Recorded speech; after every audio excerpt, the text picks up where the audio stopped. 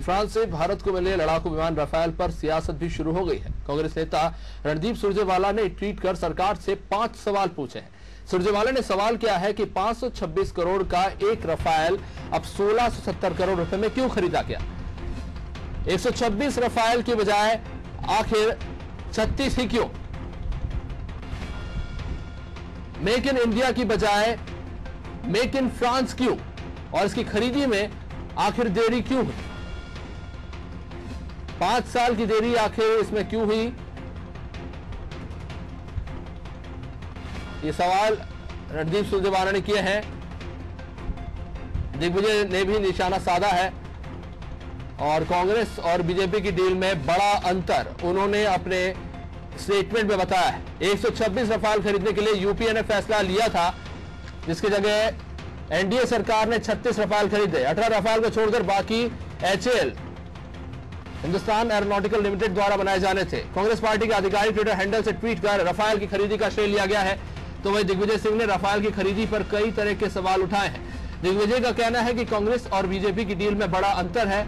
उन्होंने कहा है कि 126 राफेल खरीदने के लिए कांग्रेस के नेतृत्व में यूपीए ने 2012 में फैसला लिया था, जिसमें 18 राफेल को छोड़कर बाकी भारत सरकार के हिंदुस्तान एरोनॉटिकल लिमिटेड में निर्माण किया जाना था। ये भारत में आत्मनिर्भर होने का प्रमाण था। एक राफेल की कीमत 746 करोड़ रुपए तय की गई थी, लेकिन मोदी सरकार आने के बाद फ्रांस के साथ मोदी जी ने बिना रक्षा व वित्त मंत्रालय व कैबिनेट कमेटी की मंजूरी लिए बिना ही समझौता कर लिया और एचएएल का हक मार दिया गया। निजी कंपनी को यह समझौता करके दे दिया गया। राष्ट्रीय सुरक्षा की अनदेखी कर 126 राफेल खरीदने के बजाय केवल 36 खरीदने का निर्णय लिया गया। दिग्विजय के इस बयान पर मध्य प्रदेश के गृह मंत्री नरोत्तम मिश्रा ने जोरदार हमला बोला है। नरोत्तम मिश्रा ने कहा है कि राफेल भारत के आने से दिग्विजय को इतना दुख आखिर क्यों हो रहा है, तो उन्हें दूसरे देश की नागरिकता ले लेनी चाहिए। मिश्रा ने मीडिया कर्मियों से कहा कि दिग्विजय चर्चा में बने रहने के लिए इस तरह के उलझुल बयानात देते रहते हैं।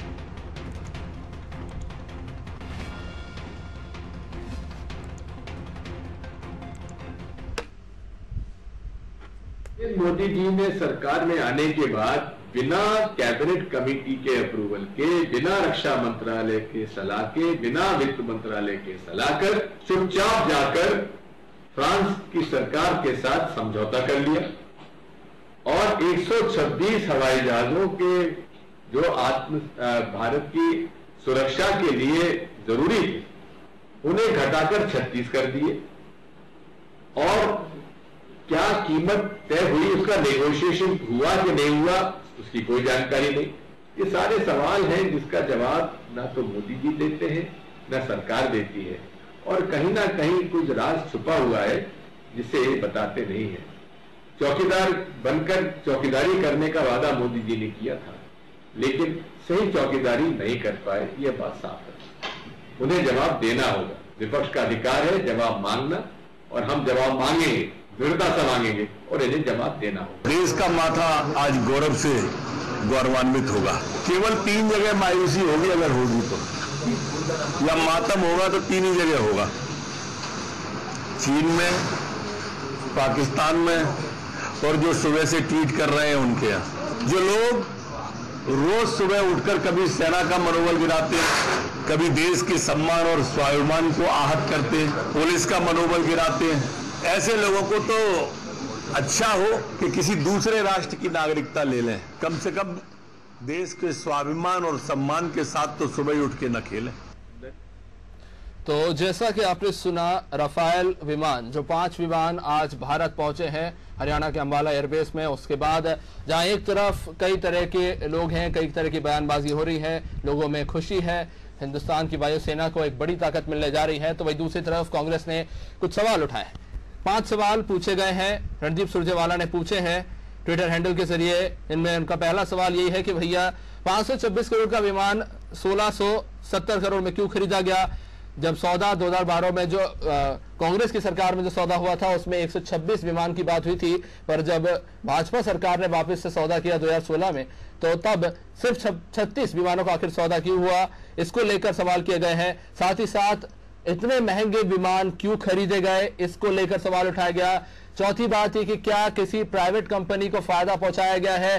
फ्रांस की दसॉल्ट कंपनी एक प्राइवेट वेपनरी कंपनी है, उससे मिसाइल्स बनवाए जा रहे हैं, बजाय उससे जो है विमान बनवाए जा रहे हैं, बजाय इसके कि इससे पहले जो सौदा हुआ था उसमें 18 विमान जो है वो बनने वाले थे फ्रांस में, और जो बचे हुए 108 विमान है वो बनने वाले थे HAL हिंदुस्तान एरोनॉटिकल लिमिटेड में, पर ऐसा नहीं हुआ। सौदे में बदलाव किए गए। ट्रांसपेरेंसी को लेकर सवाल उठा गया है रणदीप सुरजेवाला की तरफ से, और दिग्विजय सिंह ने भी यह सवाल उठाया है कि जो सौदा है, प्रधानमंत्री नरेंद्र मोदी ने फ्रांस में जाकर गुपचुप तरीके से बातचीत करी, न रक्षा मंत्रियों को इसके बारे में बताया गया, न कैबिनेट से इस बारे में चर्चा की गई, और इस तरह से सौदा हुआ, इसको लेकर जो है सवाल उठाए हैं। वही दूसरी तरफ इन सवालों के जवाब देते हुए नरोत्तम मिश्रा ने कहा कि लगातार जो है विपक्ष इस तरह के सवाल उठाते रहा है। हमारे साथ बीजेपी प्रवक्ता नेहा बग्गा जी जुड़ी हुई है। नेहा जी, सबसे पहला सवाल राफेल विमान को लेकर जो है कई तरह की अटकलें पहले से लगाई जाती रही है, विपक्ष लगातार इसको लेकर सवाल उठाता रहा है। लोकसभा में कांग्रेस के लिए मेरे ख्याल से सबसे बड़ा हथियार था। आज भी जब 5 विमान भारत को मिले हैं, कांग्रेस एक सवाल कर रही है। खैर 5 सवाल किए हैं, उसमें पहला सवाल यही है, ट्रांसपेरेंसी को लेकर किया गया है, जो दिग्विजय सिंह ने किया है कि ना रक्षा मंत्रालय को बताया गया, ना कैबिनेट में इसको लेकर चर्चा की गई, गुपचुप तरीके से ये निर्णय लिया गया, और विमान की कीमत को लेकर भी जो है सवाल उठा गया है। संपर्क टूट गया, एक बार फिर से जुड़ने का प्रयास करेंगे। तो राफेल पर जो है सवाल उठाए जा रहे हैं। हमारे साथ जुड़े हुए हैं कांग्रेस प्रवक्ता आनंद जी। आनंद जी, जहां एक तरफ आज काफी गौरवपूर्ण दिन माना जा रहा है क्योंकि भारतीय वायुसेना को एक बहुत ही ताकतवर फाइटर जेट प्लेन जो है 5 विमान मिले हैं, वही एक तरफ जो है सवाल उठाए जा रहे हैं कांग्रेस की तरफ से। ये सवाल कुछ साल पहले भी उठाए गए थे, इस पर सुप्रीम कोर्ट तक मामला पहुंच गया था, आज फिर से वही सवाल क्यों? राफेल फाइटर प्लेन जो है, कांग्रेस के टाइम पे इससे संबंध में चर्चा आई थी कि कांग्रेस सरकार उससे चर्चा कर रही थी, लेकिन जब भारतीय जनता पार्टी की सरकार आई और जिस तरह से जो खरीदी का मामला आया, पहले तो मैं ये बोलूं कि राफेल निश्चित रूप से हमारी जो सामरिक शक्ति है, उसमें राफेल के आने से हम शक्तिशाली हो गए। दुनिया में हमारा नाम, हम शक्तिशाली देशों में एक कहलाएंगे। तो निश्चित रूप से हमारी सेना का गौरव बढ़ा है, हमारे देश का गौरव बढ़ा है। तो निश्चित रूप से हम सौभाग्यशाली हैं कि राफेल हमारी टीम में शामिल हुआ।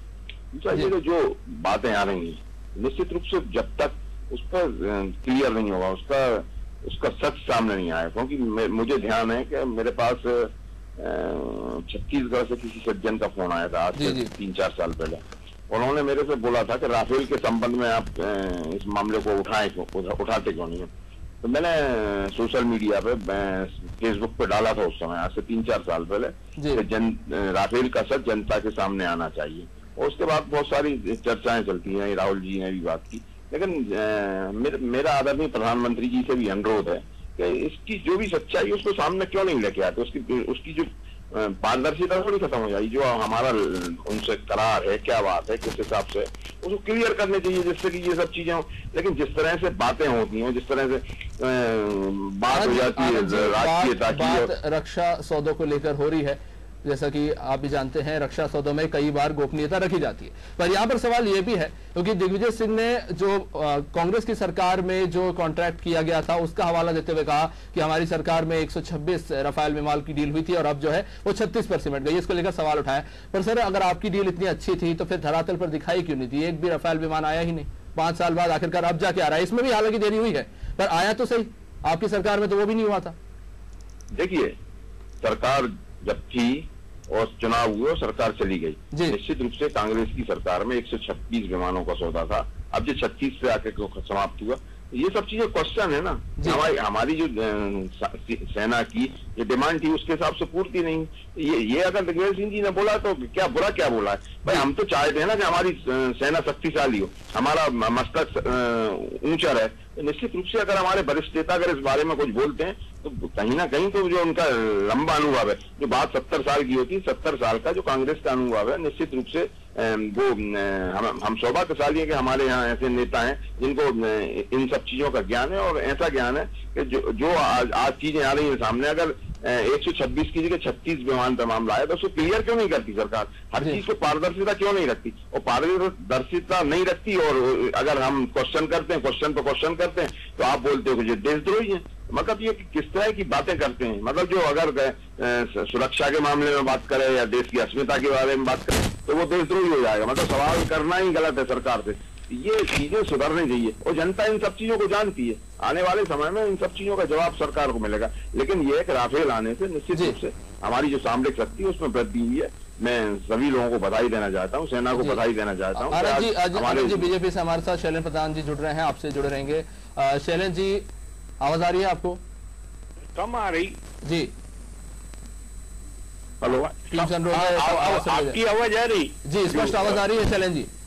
हेलो जी शैलेंद्र भाई नमस्कार। हाँ नमस्कार, आवाज आ रही जी। शैलेंद्र जी, जो कांग्रेस की तरफ से सवाल उठाए गए हैं, कांग्रेस की आवाज आपको एकदम स्पष्ट सुनाई दे रही है, अच्छी बात है। कांग्रेस ने ये सवाल उठाया है कि क्या सरकार से सवाल पूछना गलत है? क्या पारदर्शिता का सवाल उठाया गया है रफाल विमान को लेकर? पहले भी कुछ साल पहले ये सवाल उठाए गए थे, आज भी दिग्विजय सिंह ने अपने एक वीडियो के जरिए फिर से वही सवाल जो है उठाए हैं। रणदीप सुरजेवाला ने अपने ट्वीट के जरिए भी वही सवाल पूछे हैं। क्या विपक्ष का सवाल पूछना गलत है? और अगर विपक्ष सवाल पूछती है तो क्या वो देश के खिलाफ हो जाता है? नहीं, देखिए, नेशनल सिक्योरिटी सब्जेक्ट पे सवाल उठाकर जनता में एक कंफ्यूजन फैलाना, ये मेरे ख्याल से देश हित में तो नहीं है। अब आप बतलाइए कि चाइना के बॉर्डर पे हम 8 मिनट 10 मिनट मैक्सिमम आया है, आज टीवी पे देख रहा था कि 10 मिनट में we can strike any of the airport of China. क्या ये कम उपलब्धि है?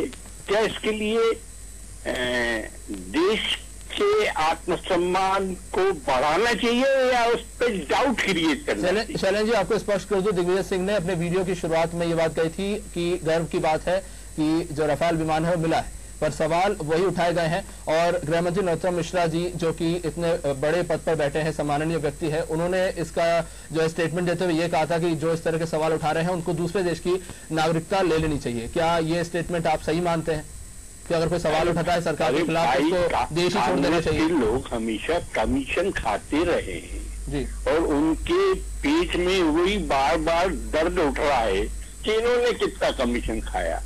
अरे भाई, तो जो सौदा कांग्रेस के टाइम में हुआ था वो सौदा से कई गुना ज्यादा रेट में सौदा हुआ है आपकी सरकार में। तब ये कमीशन किससे खाया है? अगर आप कांग्रेस को कमीशन, अभी हमने कमीशन की बात नहीं की थी, कमीशन की बात आपने की, तो निश्चित रूप से ये बात आ रही है कि जो कांग्रेस के टाइम में राफेल विमान का सौदा हुआ था उससे कई गुना ज्यादा रेट में आपने किया, तो क्या कारण है? उसका सच क्यों नहीं लाते सामने? दूसरा ये कि चीन की बात आ रही है, चीन की सीमाओं की बात आ रही है। भारत की सीमाओं के अंदर चीन है कि नहीं है? प्रधानमंत्री जी कहते हैं कि चीन सीमा के अंदर नहीं है, रक्षा मंत्री कहते हैं कि चीन अंदर सीमाओं के अंदर। हमारे सेना के अधिकारी कहते हैं तो भाई अगर कांग्रेस सवाल करती है तो हम देशद्रोही होगा। इस तरह की बातें करते हैं आप, और हमने अगर सवाल कर दिया तो कांग्रेस कमीशन खाती है। अब आप लोग क्या कर रहे हैं? आपका चरित्र क्या है? आपने किस तरह से चरित्र स्थापित कर रहे हैं? मतलब ये कांग्रेस ने अगर सवाल उठा दिया तो आपने कमीशन की बात करी। अपनी गिरबान तो देखें हम कि हम अंदर से कितने काले हैं, कि जो कांग्रेस के टाइम में जो सौदा हुआ था उससे कितने गुने ज्यादा में आपने सौदा किया है। हमें भी बोलने दो। जी बोलने दीजिए शैलेंद्र जी, बोलिए। आपने तो सुप्रीम कोर्ट में केस फाइल किया था जी, सुप्रीम कोर्ट ने खारिज कर दिया। भैया सरकारी संस्थाओं का किस तरह से दुरुपयोग आप कर रहे हो ये भी पूरा देश देख रहा है। अब ये तो आपको मालूम है, आप लोग ऐसे ही करते थे। आनंद जी, सरकारी संस्थाओं का कितना दुरुपयोग कर रहे हो आप? उन्होंने दिया है, मैं उसको थोड़ा सा डिटेल में बताना चाहूंगा। सुप्रीम कोर्ट में 2 PIL गई थी। एक minute Anand ji, supreme court में 2 PIL गई थी रफाल डील को लेकर। सुप्रीम कोर्ट ने पहला PIL खारिज किया और बाद में दूसरी बार अपील की गई थी पुनर्याचिका, उसको भी खारिज किया था क्योंकि राष्ट्रीय सुरक्षा का सौदा था। जाहिर तौर पर कहा गया था कि तब अगर आप कोई ठोस सबूत पेश करते हैं तभी जाके हम इसको लेकर कोई जांच करेंगे, पर आपकी सरकार में हो या किसी व्यक्ति ने कोई ठोस सबूत पेश नहीं किए थे तो सुप्रीम कोर्ट ने इस मामले को खारिज कर दिया था। तो फिर से आखिर वही सवाल क्यों उठाया जा रहा है? अरे देखिए, जो जब तक ये क्वेश्चन भाई सरकार को देखिए, जब हम कहते हैं ना खाऊंगा ना खाने दूंगा, तो स्पष्ट क्यों नहीं करते उस बात को जी?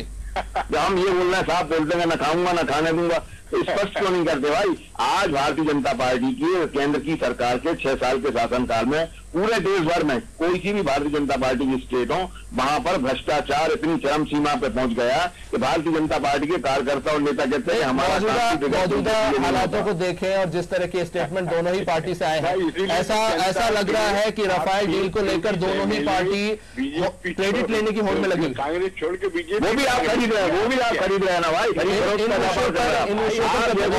कार्यकर्ता आप जैसे निष्ठावान कार्यकर्ताओं के साथ किस तरह से सभी करना पड़ रही है, आपको विरोध में मीटिंग करना पड़ रही है आदरणीय शैलेंद्र जी। अरे आनंद जी, ये मुद्दा जो है राफेल डील का है, उन मुद्दों पर फिर कभी चर्चा हो जाएगी। यहाँ पर बात मतलब आपके ये जो खरीद फरोख्त हो रही है, जो खरीद फरोख्त हो रही है, उसमें आपकी जो निष्ठाएं हैं, आपकी निष्ठाएं प्रभावित हो रही हैं, आपकी प्रतिबद्धता प्रभावित हो रही है पार्टी में। अरे भाई देश शैलेंद्र जी, आनंद जी, यहाँ सवाल राफेल डील को लेकर है। ये माना जा रहा है दोनों पार्टियों में विमान जो भारत में दोनों पार्टियों में राफेल डील की क्रेडिट लेने की होड़ मची हुई है। आनंद जी, दोनों पार्टियों में राफेल डील का क्रेडिट लेने की होड़ मची हुई है। एक तरफ कांग्रेस ये कह रही है कि 2012 में हम ये डील लेकर आए थे, और आज जैसा कि देखने को मिल रहा है कि बीजेपी को इस डील के बाद से वाहवाही मिल रही है, क्रेडिट मिल रहा है। देखिए एक बात है कि राफेल डील की बात हो या राम मंदिर की बात हो, मैं राम मंदिर की बात कर रहा हूँ। राम मंदिर के दरवाजे राजीव जी के टाइम पे कोर्ट के आदेश पे खुले थे, कांग्रेस क्रेडिट नहीं करी, सुन लीजिए आप।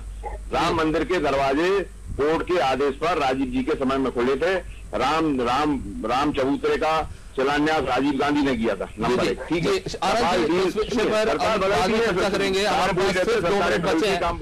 दूसरा ये कि राफेल डील कांग्रेस के टाइम में चालू हुई थी और उसका अंतिम निर्णय भारतीय जनता पार्टी के शासनकाल में हुआ। लेकिन सेना का मामला हर मामले में तो राजनीति करती भारतीय जनता पार्टी। भाई आज तक कभी भी कांग्रेस ने इतने साल में इतने सारे आखिरी सवाल आपसे, कभी क्रेडिट नहीं, चाहे हमने पाकिस्तान के 1 लाख सैनिकों से समर्पण करवाया, कौन कितना बड़ा देशभक्त है उसका मुद्दा नहीं है, राजनीति करती। आनंद जी, शैलेंद्र जी, कौन कितना बड़ा देशभक्त है उसका मुद्दा नहीं है। हमारे पास समय कम बचा है। आनंद जी, आखिरी सवाल आपसे लूंगा। ये सवाल उठाए जा रहे हैं कि बीजेपी को जिस तरह का अभी लोगों की तरफ से जो है रेस्पेक्ट मिल रही है राफेल डील के बाद, उसको लेकर कांग्रेस जो है खुश नहीं है या फिर इसको दूसरी तरफ ले जाने का प्रयास कर रही है। वो शैलेंद्र जी, आपसे आखिरी सवाल है, क्या लोकतंत्र में कोई सवाल पूछने का अधिकार नहीं है विपक्ष को? देखिए, जहां तक कांग्रेस की बात है, देखो Rafale plane, fighter plane Hindustan में आया, निश्चित रूप से पूरा देश खुश है। कांग्रेस की बात नहीं कर रहा, मैं तो पूरे देश की बात कर रहा हूँ। कांग्रेस तो रहेगी खुश, क्योंकि कांग्रेस तो एक ऐसी पार्टी जिसने देश की आजाद कराया है, तो निश्चित रूप से कांग्रेस को प्रसन्नता होगी। लेकिन अगर भारतीय जनता पार्टी क्रेडिट के लिए कि हमने सब कराया, ये चीजें गलत है। देश की अर्थव्यवस्था में, देश की प्रगति में सबका हाथ है और हर दल उसमें सहयोग देता है। जब देश के ऊपर आफत आती तो हर पूरा देश एक होता है, कोई भी राजनीतिक दल हो। लेकिन भारतीय जनता पार्टी जिस तरह से दूसरे राजनीतिक दलों को अलग खड़ा कर देती है, उन्हें देशद्रोही बना दे, मतलब जो। चलिए, शुक्रिया शैलेंद्र जी, शुक्रिया आनंद जी, इस बातचीत में जुड़ने के लिए। समय हमारा कम है। तो राफेल डील को लेकर 2 तरह के सवाल जो है उठ रहे कांग्रेस